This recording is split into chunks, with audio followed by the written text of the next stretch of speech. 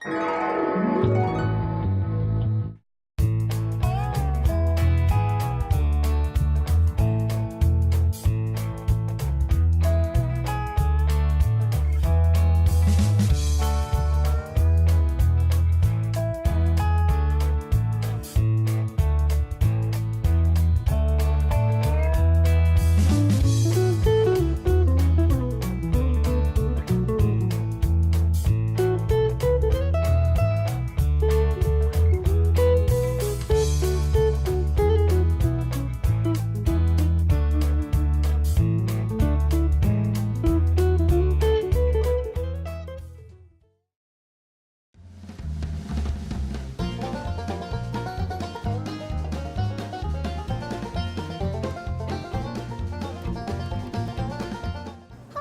I'm Chris Johnson from Johnson's Sausage Shoppe in Ryo, Wisconsin.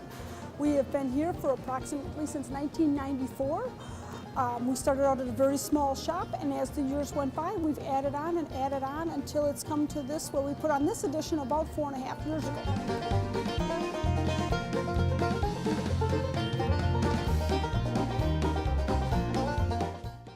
And then we've extended into wine and liquor and extensive sausage making and much more retail than previous.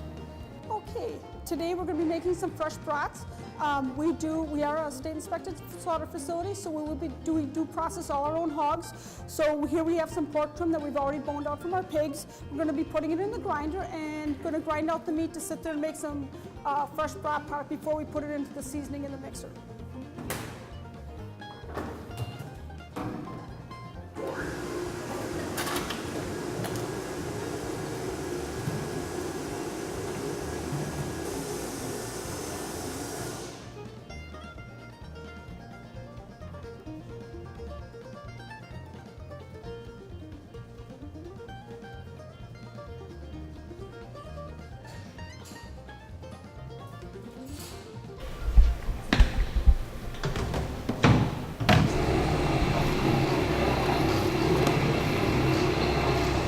Seasonings that we blend here.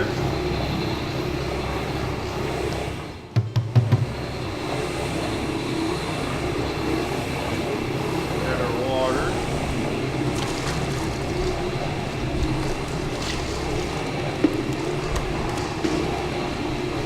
We'll let it mix for 3 minutes or so. Okay, I included our spices, which have salt, pepper, and a few other spices that I really can't talk about right now. And salt would extract protein from the meat, make it nice and sticky. That's how we make sausage. We'll empty this out and we'll put it in our stuffer.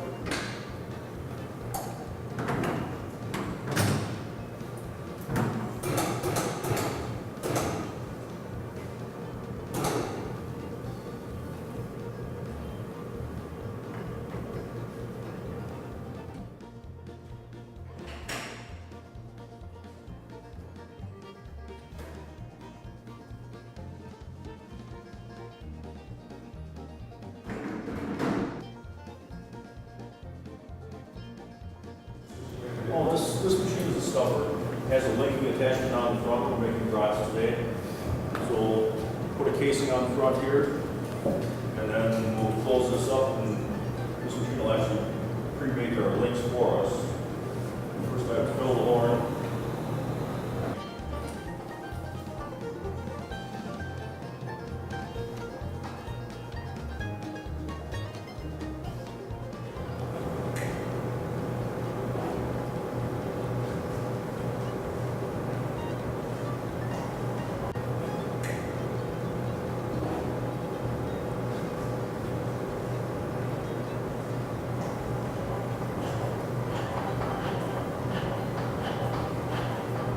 Quarter ball brats, fresh brat.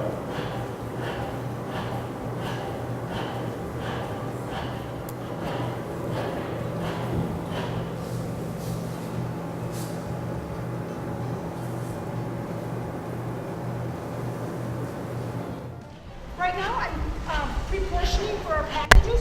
We have 1 pound packages of fresh brats, and they're quarter-pound brats, so we're simply putting them 4 in a package, and we're going to be just put them in the lug, and then we'll take them out to packaging, where they'll sit there and package them accordingly and put them in and sell them for retail. We make close to 100 different kinds of brats. The process is basically the same, except you add different things. We make a German brat, a Rio brat, mozzarella Italian brats, Polish brats, all different kinds of, there's many recipes, and you can, it's endless what you can put inside.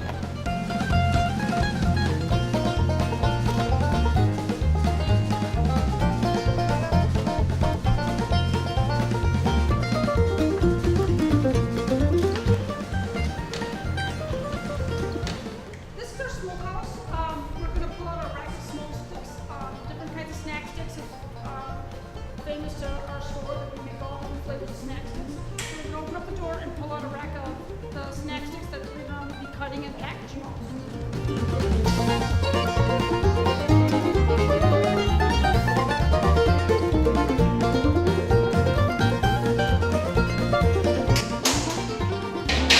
On this rack, we've got 4 different kinds. We've got a gyro, we've got a pepperoni, we've got a Bloody Mary, and we've got sweet sticks that are made with brown sugar and maple syrup. So, like the same thing with the brats. We can make so many different kinds of snack sticks, different recipes, different ingredients. And okay, now we sit there and put it in the cooler to bring it down to temperature. Here we also have some other brats in here if you'd like to see. We got a Philly cheesesteak brat.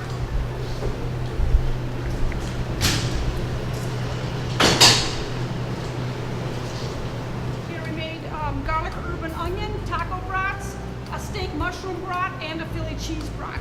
These two are also a beef product.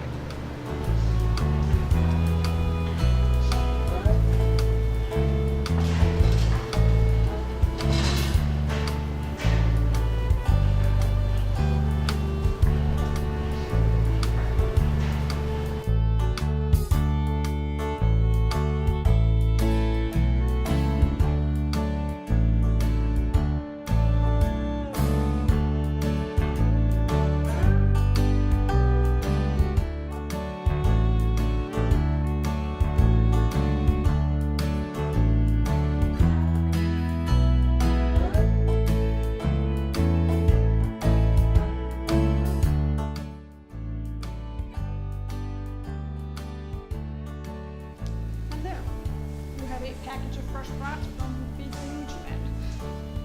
Okay, basically, as we've spoken before, we have different, the Italian brats, we have Hungarians that we use, that's got a Hungarian paprika, we got a hot Italian that's got Italian seasonings plus hot cayenne pepper, they're extremely warm.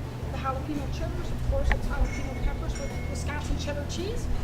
We have a Swiss mushroom brat, which is Swiss cheese with mushrooms in it. The pineapple brats, we have quite a few of the, we have make pineapple brats, blueberry brats, apple brats, cherry brats, and basically putting in fruit in there, so the seasonals. We also have a mini brat slider that we do for a lot of the trade shows and stuff that we go to. The gyro brats, I said we're on the lamb, we make turkey brats, we make chicken brats, we make smoked brats. The beef brats, we have a special account that likes jumbo brats, so those are actually a 3-to-1, and so that's the other ones. Here we've got the cheddar wurst. We make a bacon cheddar brat, Cajun brats, Rio brats, cheddar brats, garlic, herb, and onion brats. It just goes on and on, and seasonally, the more we get in closer to summer, we start selling big bulk brats, and everything goes out for all the shows and all the fairs in the area. This is our retail meat counter. As you see, we sell ham steaks. These are baby back ribs, lamb chops, boneless pork chops, New York strips, ribeyes, short ribs, ground chuck. We have chuck roast, arm roast, tip roast, rump roast, our home smoked ham, Texas style brisket. We have bacon wrapped stuffed chicken breast, bologna, sausages, all deli items. We make all our salads right here in house. And behind us, that is where we sit there and process all the meat. We take the sides of beef, we break them down, and we put them inside our meat counter. Okay, this is our kill floor, and this is where we actually harvest the animals. We do beef, pork, lamb, we've done llama, we've done elk, we've done buffalo. What they basically do is come in from the barn through there, and there's where we do the knocking, and then we sit there and go up there, and that's where we would actually do the bleeding out. We do the evisceration here, we peel them, and then we sit there and skin them, and we wash them off right here at the scale. Then we sit there and weigh them, and then we sit there and put them in the prospective coolers and time. But it sits, and we age all our steers for a minimum of 2 weeks, and that way we start cutting them up into what the customers prefer. This saw, this cuts it in half. Okay, this saw, when you sit there and you raise the carcass up, it goes up like that, and then it hangs on those 2 wheels. A person stands on here, and they literally sit there and saw the carcass in half right here. And then it goes over here so you can wash it correctly, and then you weigh it and you put it into the prospective scales.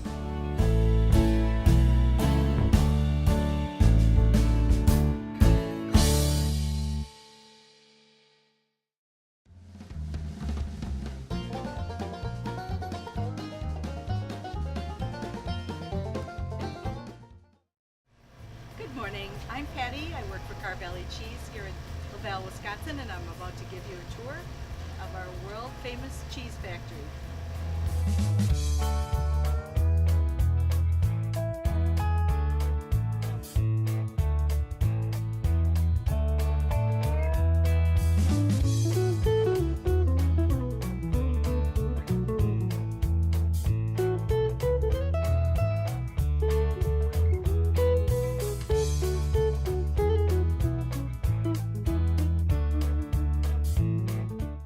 Right now you're going to see the milk starting to, it was brought in from the tank, starting to coagulate into curd.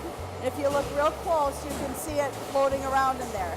It's being agitated, and Lester, who's been here 35 years, is checking very closely. And they'll start draining the vat pretty soon. Right here, they're making white midgets, which is a 12-pound wheel, very common for our factory. It's used for several different things, but primarily we make our apple smoked cheddar. So a midget just refers to a 12-pound wheel.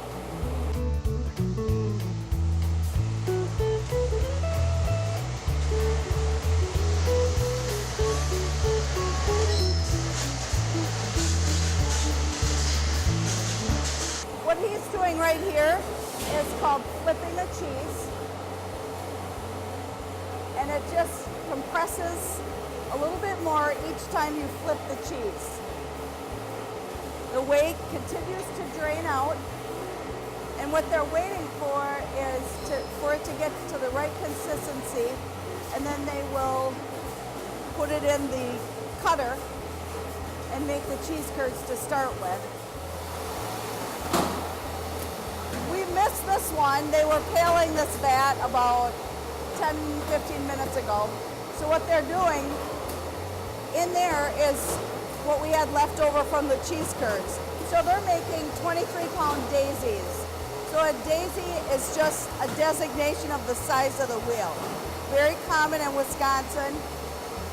And they are putting it in the press. So it will stay there probably 12 hours for it to press up adequately. So what he's doing over here is pushing it tight so that it will compress more whey out and dry it up a little bit.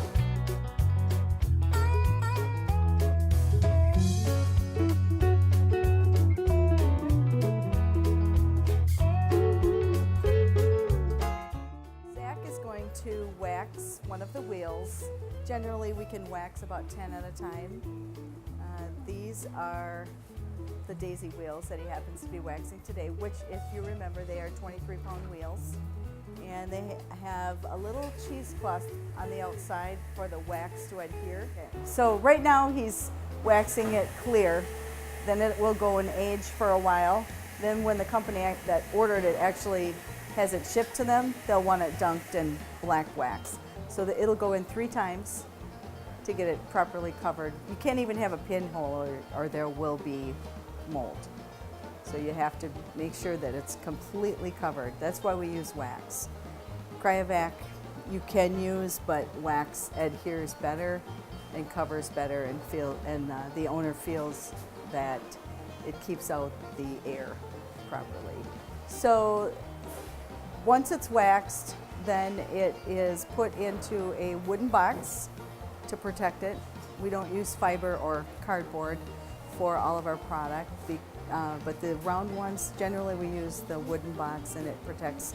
They can stack on top of each other, and then a label is adhered, a weight sticker. There's usually something about, make date or pack date, and then from there it's shipped to our warehouse in Portage.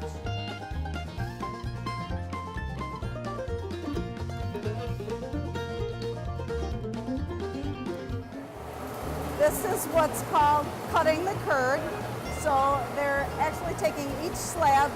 Each slab weighs about 8 pounds or so, and putting it into a mill. It's called a curd mill, and that spins around with knives, and then it shoots the curd out the bottom.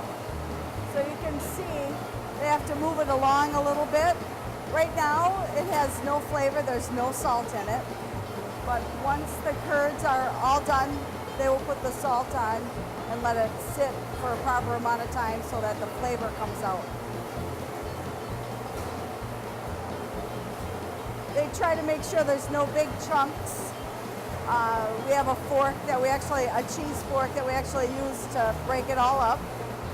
Because they're still sticky, they're wet, they're sticky, they like to stick together.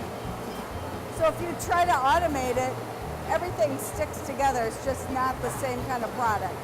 So you want to come to a plant that makes it all by hand, still the old-fashioned way. So we've been making it this way since 1902.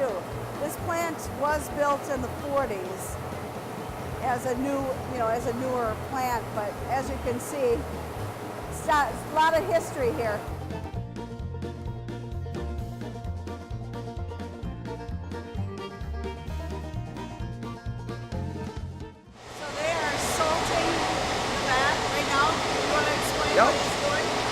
He's salting the vat to stop the acid from moving and to kill some of the enzymes off, so it doesn't move so fast. That's about it. And then it also helps to stop the cheese from clumping back together also. So see, he's taking a few out. He scooped too much, just trying to get each one pretty even. So they'll work from the outside in. And then as they get closer, they'll start to go on this side here. So now he's putting the disc on the top so they can flip. He's putting a disc on the top so he can flip it to the side and get it ready for the press. It's got a little bandage in there. It'll help push the whey out more.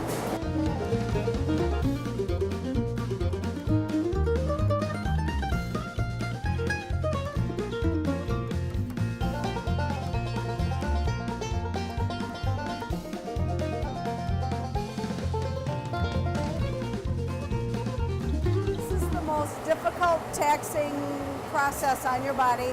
You're actually lifting 12 pounds with the small of your back, which you're not supposed to do, and weigh it out. So that's where people usually have problems with their back. But we try not to overload them when they first start and develop the lower back muscles. But he's bringing in pails of fresh cheese curd so they can still continue to drain. And then the rest of the crew is putting it in 12-ounce packages to be resold. The life of the cheese curd. And Sandy, as you can see, will work for cheese. We don't have to pay her, she just works for cheese.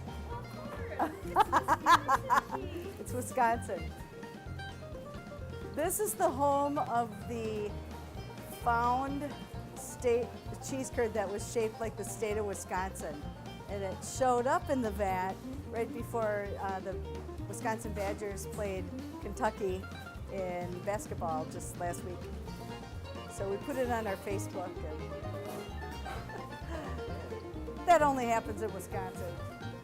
So she is scooping the bag, hoping to guess to be about 12 ounces. This one is weighing the bag to make sure that it's exactly 12 ounces. And then once it is satisfied, the weight is satisfied, then they are crybacking the bottom end of that. So it ends up having a nice Ziploc package on the end. I'm going to tear this one out. So then you've got your fresh bag of cheese curd. A lot of times they'll make up 1,500 bags or maybe 2,000 bags. After a while, you kind of tend to lose count. So they put them in boxes so that they know how many are in each box and count it out that way. You're now standing in what we call our corporate headquarters, which is our very first plant, very first store for Carr Valley Cheese. And you are standing in the most awarded cheese company in the world in terms of number of awards right here. This is the finished product, apple smoked cheddar, of what you just saw for the white curd out in the plant. So from here, it goes and gets smoked with apple chips, and then it's hand rubbed with paprika for an award-winning, delicious cheddar.